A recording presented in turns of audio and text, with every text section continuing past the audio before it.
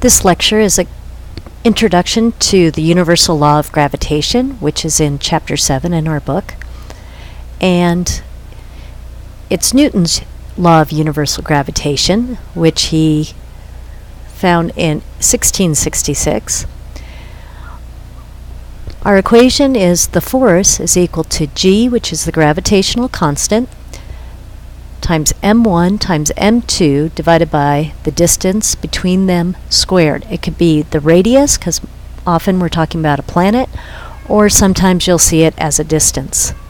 So F is in a force, G is the gravitational constant, the masses must be in kilograms, and the radius from center to center must be in meters. So there are your units. Our gravitational constant is set for you, and it's 6.67 times 10 to the negative 11 newtons meter squared divided by kilogram squared. It was Cavendish who actually measured the gravitational constant and got pretty darn close to it in the 1700s, I believe. But they actually measured the attraction for these small spheres to be attracted to these larger ones. And they can measure the torque that takes place. That's about all I can tell you. I have an example for you that I have already worked out. It says determine the gravitational force between the Earth and a 70 kilogram man.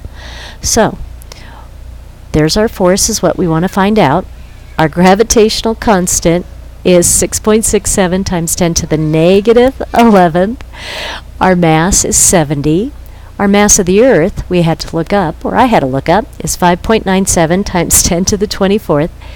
And I had to look up the radius of the Earth, and it is 6.3781 times 10 to the 6th meters. So I converted it to meters so that my units would cancel properly. You need to be very careful with that.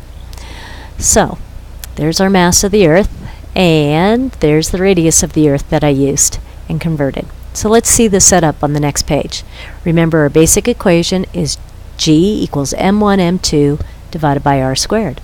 So our G times the mass of the man times the mass of the Earth over the radius of the Earth squared.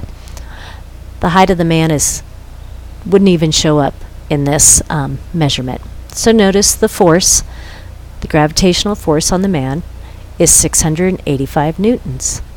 Now, I want you to determine it use the gravitational force or the weight of the man using mg.